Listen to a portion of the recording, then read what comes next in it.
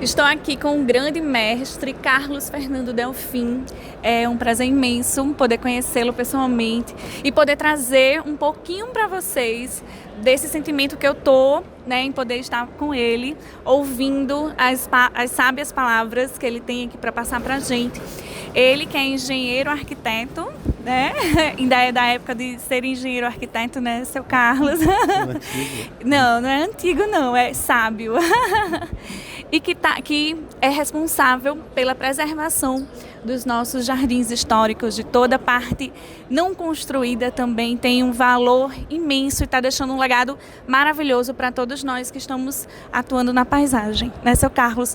Fala um pouquinho para a gente da sua experiência. Estou aqui sozinha com eles porque tá acontecendo lá as palestras, por isso que o vídeo não vai ficar tão perfeito e eu estou bem nervosa também.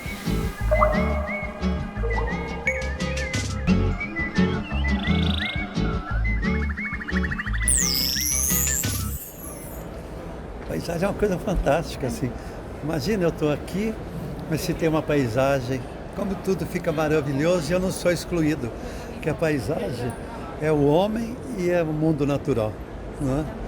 E é o que todos poderiam fazer, é cuidar da paisagem, porque aí está incluído cuidar da natureza, dos recursos naturais, cuidar do clima, problema de aquecimento global, problema de... O planeta está com febre, o planeta está doente.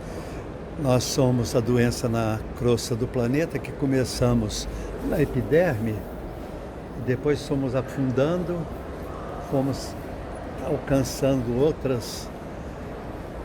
outros estratos externos, o pré-sal furando tudo, que nós perfuramos. Aonde você vai no planeta tem um vestígio da presença humana, tanto é que, assim como existe Pleistoceno e todas essas divisões de eras no planeta, agora se fala no Antropoceno, porque o que o homem mudou o planeta nesses últimos anos, principalmente nesses últimos 2 séculos, é mais do que se fosse a natureza. Olha aí. E agora estamos vendo o planeta se aquecendo. Eu estou muito preocupado com as plantas que sobreviverão a esse aquecimento e que nos permitirão viver. E as criaturas que tornam possível a existência de plantas, sobretudo as abelhas. Sem abelhas não existe planta, sem planta não existe animal, sem animal não existe, eu não como carne, mas as pessoas comem, não existe alimento. E nós corremos o risco de desaparecer. Se você tem uma doença muito grave, qual das duas coisas pode acontecer? Ou o organismo que foi atacado vai morrer, ou você vai controlar a sua agressividade e vai conviver com ele de uma forma equilibrada. O homem está nesse ponto. Se ele não controlar o que ele está fazendo de danos ao planeta, ele não sobrevive. O planeta vai sofrer uma queda muito grande, mas ele vai reagir depois. Isso. Porque ele é um organismo muito importante, já resistiu a mudanças climáticas muito mais fortes talvez, porém não tão concentradas no tempo. Como está acontecendo agora. E os 2 principais países do mundo não estão dispostos a colaborar com isso, Estados Unidos e China. Na verdade são os 2 mais fortes, né? E quem é paisagista tem que pensar muito nas plantas que usa, tem que pensar muito no que ele pode colaborar para a questão ambiental do planeta. Plantar plantas, por exemplo, que despoluam o ar. Tem plantas que indicam a qualidade de poluição do ar, tem que prestar atenção a isso. Tem que plantar plantas que atraiam, alimentam, que atraiam e alimentem aves, borboletas, abelhas que polinizam tudo, beija-flores e outros animais que tem muitos. Nós não vemos mais um vagalume, uma libélula. E eu que fui criada em fazenda, era incrível você ver os vagalumes. Hoje em dia você não vê mais. Não vê. Não sei se na fazenda, mas no meio urbano não se vê. Não vê mesmo, Eu trabalhei no Jardim Botânico e naquele tempo não existia ainda esse conceito de jardins históricos. Eu cheguei lá em 77. Em 82, o Conselho Internacional de Sítios e Monumentos, que é um órgão que dá os pareceres para a Unesco, para Patrimônio Mundial e essas coisas. Eu sou um membro honorário desse instituto. Eles publicaram a Carta de Florença, que define os critérios, as normas, as condições de intervenções em jardins históricos. Já existia a Carta de Veneza, que definia tudo para defender o patrimônio cultural. E eles fizeram isso. É uma visão ainda muito europeia. Nós somos um país que temos grandes diferenças. Por exemplo, somos um país de uma diversidade impressionante. Qualquer lugar que você olha na calçada é cheio de ervinhas, de plantinhas que ninguém olha para elas, mas são lindas, são sublimes. O sublime está em tudo, né?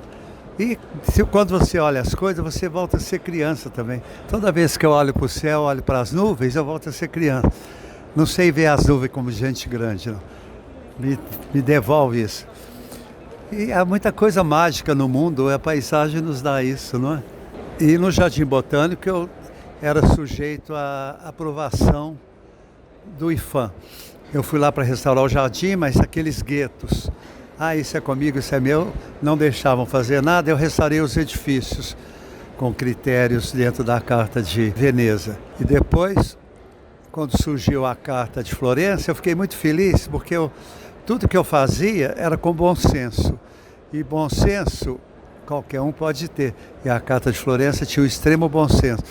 E eu tinha criado dentro do Jardim Botânico um grupo de jardins históricos. Todo mundo nos procurava. Nosso jardim tem isso, tem isso. Aí a esposa de um ministro que tinha uma casa em Petrópolis, as pessoas pegam no Natal, compram aquela araucária excelsa, o pinheirinho, depois ficam com pena de matar, plantam no jardim, depois ela fica gigantesca e querem cortar. E ela queria uma orientação sobre o que fazer. Aí nós orientávamos, tinha um era um jardineiro, mas não é jardineiro no sentido aqui de um trabalhador braçal. Ele tinha vindo dos Estados Unidos, era de gaúcho, e ele sabia cuidar, sabia podar. Hoje em dia não existe mais a profissão de jardineiro. A profissão mais antiga do mundo. Deus falou assim: vai, Adão, lavrar e guardar o jardim. Não é?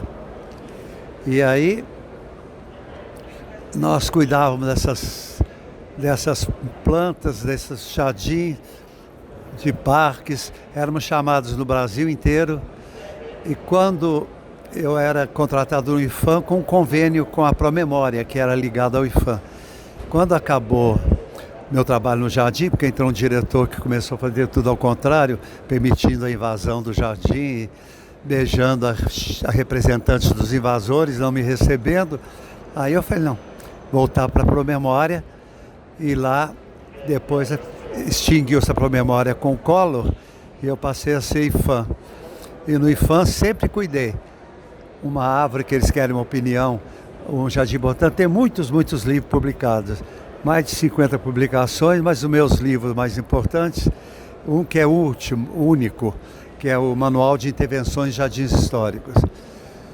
Tem também um Jardins do Brasil, que é um livro de arte muito bonito. E só do que não foi posto nesse livro deu para fazer os Jardins do Rio. Dá para fazer Jardins do Rio Grande do Sul, Jardins de São Paulo e muitos outros. E agora sai um outro que é Jardins Inspirados. Mas eu só ganhei um volume e não tem para comprar, porque o patrocinador retirou o patrocínio e a editora teve que fazer com pouquíssimo dinheiro, diminuir a qualidade do livro e, enfim, livros são importantíssimos. Eu fiz uma palestra outro dia numa biblioteca e falei as duas coisas que mais me fascinaram são os jardins e as bibliotecas. Porque numa biblioteca você vê um livro, cita um autor, aí você vai ver aquele autor, descobre uma coisa que ele fala, você vai procurar outra. São fractais, cada ponto que você chega te remete a 1000 outros. No jardim você está olhando uma flor, vem uma abelha, você vai acompanhar o voo dela, vê lá no fundo uma ave. Na hora que você está vendo a ave, você foca o olhar no galho de uma árvore, vê um ninho, cai uma folha, você acompanha o movimento da folha, ela cai no chão, você vê o chão, escuta o barulho, é uma árvore. O jardim propicia a satisfação de todos os nossos sentidos.